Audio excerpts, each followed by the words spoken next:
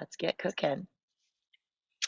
So, hi, you guys. I know usually I'm in Lake Tahoe, but today I am in San Diego and super excited to be down here visiting our San Diego locations, visiting our family who lives down here in San Diego and enjoying these beautiful blue skies and getting some vitamin D. So, today we are going to be diving into beginning with the end in mind. So if you don't already have your journal, go ahead and grab your journal because I'm going to be asking you questions and we're going to together really think about how we can plan for what we want for this year, for 2022.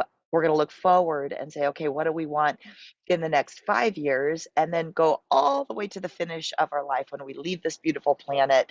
And what would we like to leave behind as our legacy or as how people feel about us and the energy that we have left on the earth and the time that we were here. So, thank you, everybody, for jumping on. Again, if you're just jumping on, please just take a second, put in the chat where you're calling in from. Say hello to everybody. I always check the chats after. So if you have any questions, I can always unmute you as well. But if you have any questions or if you have anything that you'd like to add to the conversation, I know that this is, for me, one of my very favorite places to connect with all of us together and talk about things that can change our lives or can change the way we feel about our lives or the way we think about just all the unlimited possibilities that we have. So the book that I am referring to is, or that I took a lot of my notes from, and you guys have probably read this book, is the seven habits for the highly effective people or person. So did you, if you guys could type in, give me, like, you can react and give me a thumbs up if you've read it, give me a heart if you've read it. But it is a book that I've read many, many times, from Stephen Covey, and it's one of, like, my go-tos. It's all highlighted, and I've listened to it several times too. But this is where I got a lot of my notes. So if you haven't read it, I suggest getting it. It's great. Yep, Mom, you've read it. So what he talks about in these, like, seven habits for highly effective people is really thinking about, like, being proactive in life instead of reactive in life. And when we think about, like, what we really want in life, it's incredible that we spend more time, most of us, planning our vacations, our once a year vacations, than we do planning our lives. We spend more time planning out a project for work, or whatever, getting our taxes together, than we actually do spend on planning what we really want out of life. So today we're going to talk about, instead of being reactive for what life throws at us, being really proactive and jumping in to a life that we want and a life that we deserve and a life that we can be in service of others. So I want to ask you really quick, like, and really quick, is, like, what do you want out of life? So if you don't mind, just take a second and at the top of your journal, and if you're driving or, if you're not able to take notes, we can do this later, but just at the very top of your paper, just write, like, what do I want? And we might not even come up with an answer right now because sometimes it takes, I don't know, years of thinking about, like, we so often ask what everybody else wants in life.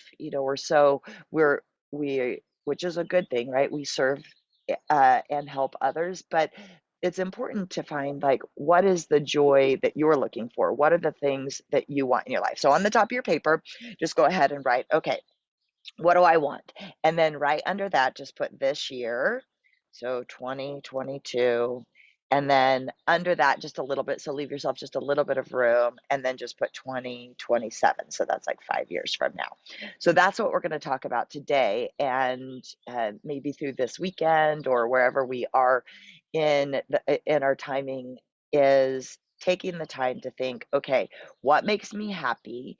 And what I want to accomplish in 2022, what do I want to accomplish in 2027. So, and then on your paper, just put proactive versus reactive, and really taking a little bit of time to think about how much of our lives we're spending being reactive to what's being given to us instead of being proactive to what we want in life, like what we're actually going after, and what we where we want these next few years and all the way to the end, what we want that to look like. So the the number one thing, and I know you know this, but I think it's important for us all to remember, is that in order to really appreciate outward success, we have to prioritize inward success, and we have to prioritize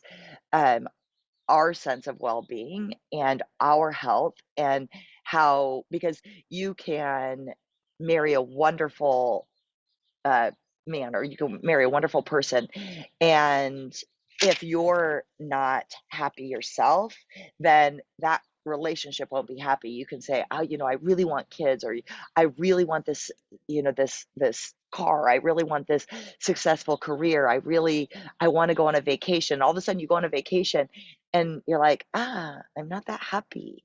And a lot of times that just is because sometimes, one, we don't prioritize how to make ourselves happy and what joy really feels like from the inside out. So, what I really want us to do together, and what I prioritize myself, is writing a list of things that will help me be a better person on the inside. And then when we do hit success on the outside, whether that's financial success, it's career, family, spirituality, any of that, we're actually able to sit in it with joy and not have so much of like a hedonistic behavior of like wanting what's next, and being able to be like, I can sit here, I feel really good here, and enjoy it, instead of being like, okay, I worked really hard to get this position in my career, but now I want more and I'm not happy here. It's always like that want of more. And what I know for sure is that the better we treat ourselves, and the more that we understand how to take really good care of ourselves, then when things, and we climb that ladder of success and we're targeting the things that we want, we can sit in it and it feels joyful. It feels good. It feels like this is what I wanted, and I can actually really, really enjoy it. So on your paper, if you don't mind just putting me, and then, so our number one, me. And then Stephen Covey also talks a lot about like roles and goals, of like all the roles that you play in your life, and understanding and defining those roles and what success looks like in each of those roles. So all of our roles are different. And so if you can just kind of make a line down your paper, and on the whatever side you want to, but I'm going to put it on the right side, is write your roles. So, first, you're a human being. So put me. So your number one role is to be a rad human, is to be a really good human being. And then next to it, or below it, maybe you're a mother, maybe you're a wife or a husband, maybe you are a business owner, um, maybe you have like a spiritual walk that is an important role in your life. So just kind of just start brainstorming all the roles that are presented to you at this point. And um, as you go through, we're going to create kind of like mini goals for each of these different roles. Um, and then when you're thinking about like the planning, and I don't know, did that resonate with you guys when I was saying, because it really resonated to me. And every time actually I read that in Stephen Covey's book, is that we spend more time planning a vacation or planning a project at work, then sometimes we do planning our own day, like planning a really awesome day or planning a really good year. And a lot of times, because I always do vision boards, and my family's like, oh, here we go, vision boards again. Or I even do like vision boards with like Jamie Anderson, like we're like going to the Olympics. And sometimes it can seem like, oh, I haven't done this since middle school, but it is so important to really take the time to think. And I think this is a good time of year because we're still at the beginning of the year. So sometimes January gets really busy, and then we're like, okay, things kind of settle in a little bit. And then we can go back. And so if you had already created, I'm staying in my mom's room at in Carlsbad here in San Diego.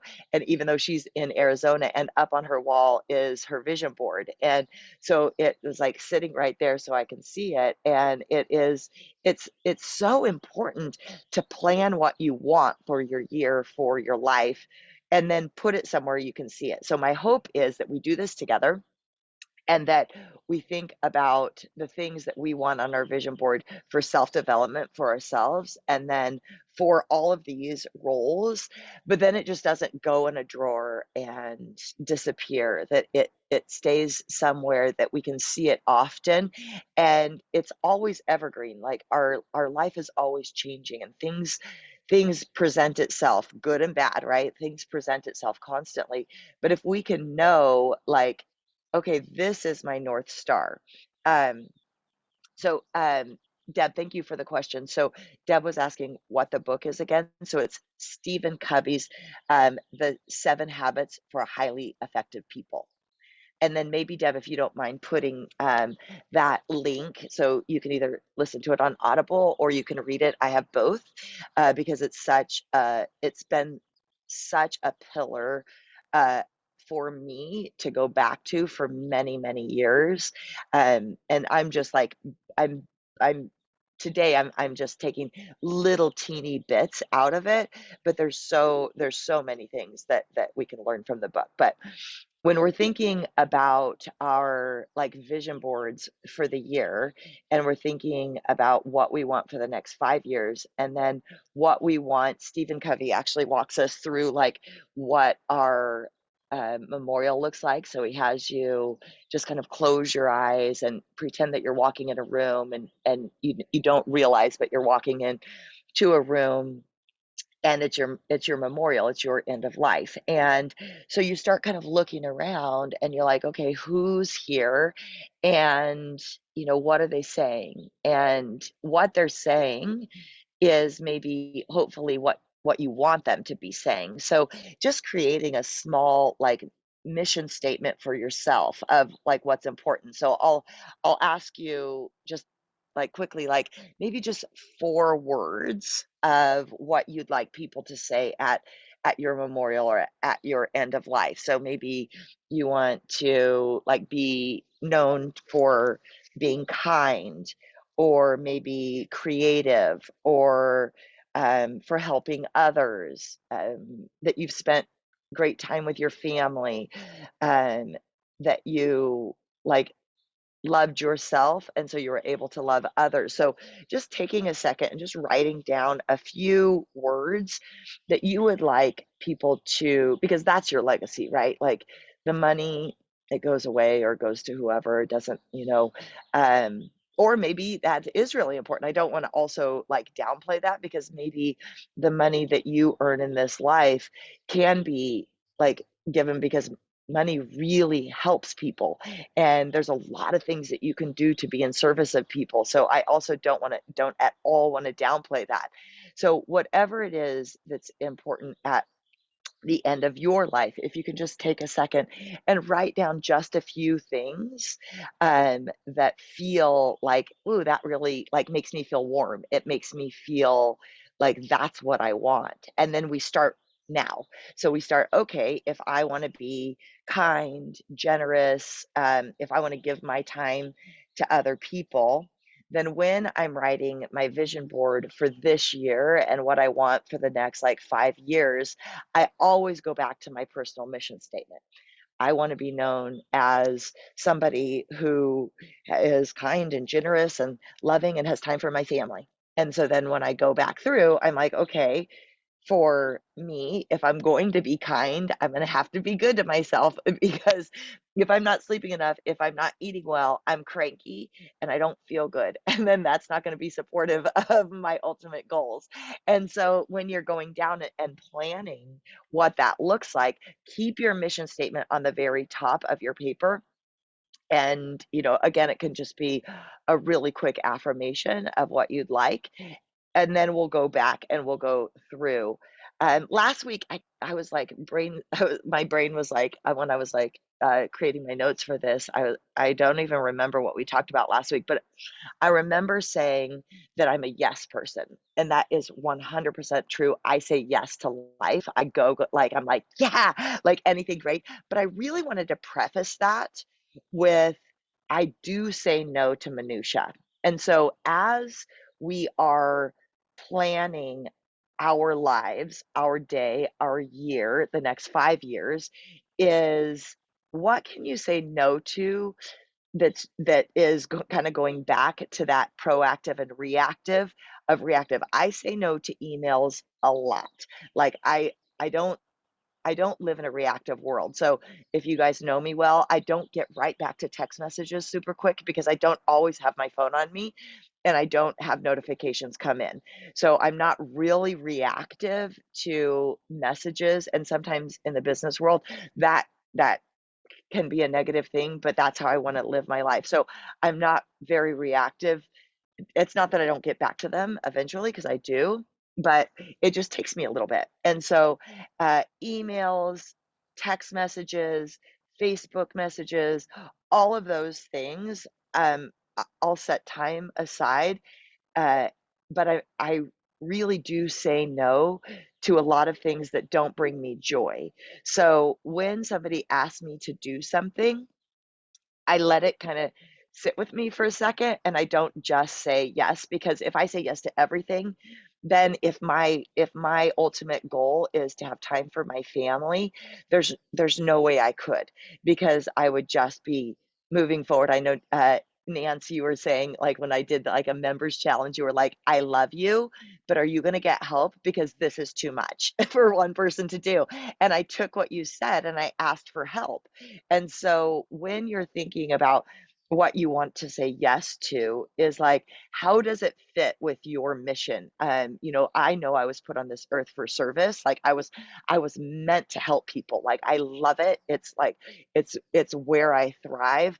But if I'm meant to really help people, I have to be not reactive. I have to be looking at the things that I'm going to say yes to that are going to make make that available for my life. So we want to write down, and maybe you want to write down like the minutia in your life, like what can we get rid of? So what are the things that maybe it's like I love social media because I like to see what you guys are doing. I like to connect that way. I think it's important for me because I live in Lake Tahoe, and a lot of times I don't get to see what you guys are doing, but I do not stay on it. I block my time. So I'll do like twice a day for a half an hour, and I kind of say, "Hey, this is what I'm doing," or sometimes I just kind of look at like what you guys are doing and give you hearts and love and that kind of thing. But I do not let like social media run my life, or like those type of like Netflix and different things like that. So maybe just write down some minutia that you can kind of get rid of. I know what we strive for at Kaya is to get rid of the mental anguish of should I work out, should I not, how should I work out? I know I should, but I don't want to. We also try to simplify. So our motto is we want to simplify nutrition, we want to simplify fitness, we want to simplify unity, so then you can get the results that you want to out of your body. So we try to take that minutia that's like, what should I eat?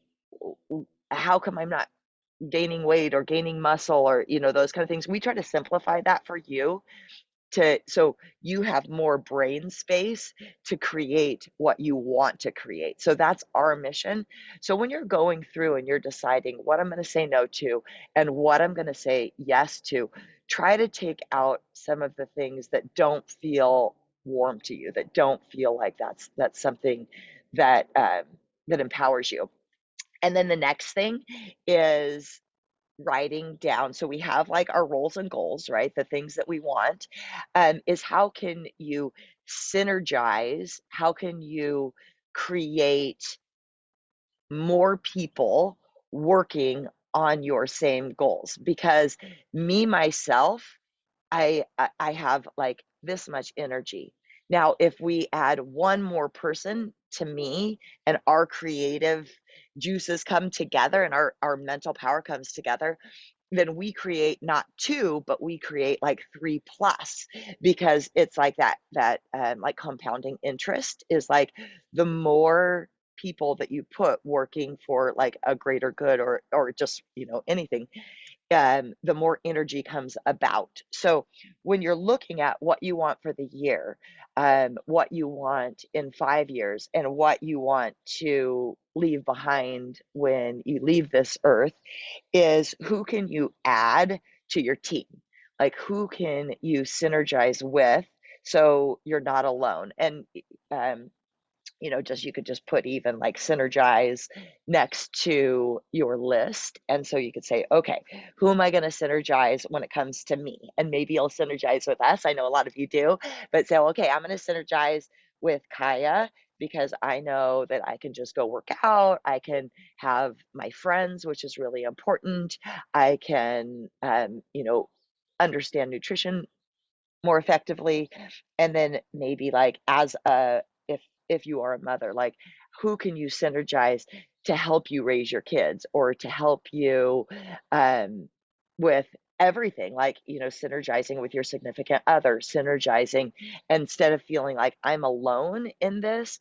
Like look out and ask for help, and ask for like, hey, this is my goal, do you want to do this with me? How can we do it together? And even synergizing with the person that is your goal. So synergizing with your kids, synergizing with your significant other, synergizing with your family to say like, hey, how can we create this ultimate goal? Okay, I hope this is making sense. Is this making sense to you guys? Yeah, is it like resonating with you guys? Um, good. Okay. Because sometimes I feel like I talk too quickly, but I always want to get so much out in this little teeny bit amount of time. So when we're thinking about being as effective as possible, effective people think about the opportunities, they're opportunity minded instead of problem minded. So when we're going to go, and so think of, so you can even write that too, is like thinking about opportunity and not problems. Because a lot of times, me included, if I look at my list of things I want to do in 2022, I can look at the problems instead of the opportunity. So that's what I'm going to leave you guys with. I'm going to go back through just really quick, is as you are writing out what you want, think with every one of your roles, what is the opportunity that you have for growth in this next year? So start with 1 year and then look in 5 years. And I really hope we do this practice together. I know some of you, when we finish this, you guys will like snap pictures and you'll text me your pictures, or you tag me in them. And it's so helpful when we have, it's that synergy, right? It's that accountability. So I really want to help hold you accountable in planning an awesome life and beginning with the end in mind. So I want you to, even if it's chicken scratch on your paper, you can either take a picture and text it to me. You can tag me if you like social media. You can tag me on Instagram, on Facebook. You could send me an email. But show me, and I'll show you as well, what just quickly, what are your wants for 2022, for this year? What are your wants in 5 years? And then what is your mission statement, or what is something that you want to leave this world with when you get to peace out and go to our next amazing and exciting adventure. So, first, and this is just a recap, okay? So, first is really thinking about everything is created twice. It's first created in your mind, then it manifests into your life. So it has to start here to become your reality. So as you're brainstorming the things that you would like to accomplish, know that just by thinking of it and then writing it gets it out of your head and starts making it a reality. And then, like my mom did, post it up in your room or somewhere that you see it every day, and then move towards it day by day. So throughout your day, think about like, okay, how can I plan a really great life? What do I want in my today? And always know that it has to start with you, that moving your body, eating healthy, prioritizing your prayer, your meditation, your connection to yourself, your fun time, a vacation for you, like walking in the sun once a day. All of those things need to be on your vision boards or on your goals, because if you don't reset, if you're not doing hobbies or career, like just something that gives back to you, then it's really hard to live a really authentic life. So I hope this was helpful to you guys. I love each and every one of you. I'm looking forward to seeing what, and again, it doesn't have to be like, oh, this is my 1 year, this is my 5 year, this is my end of life. That's a lot, right? Just write down like some of the things that you're going to prioritize. Maybe tag me in a mission in your mission statement. Hey, I want to, I think I wrote down that mine was like, I want to be remembered as kind and generous and serving. And I want to be remembered that I had time for my friends and family. So those, like, just it can be something small, but let that bit of small bloom into creating the year that you really want, and creating that 5 years that you really want, and then creating whatever it is that you want to leave this beautiful earth with. So I love you guys. Thank you so much for joining me today. If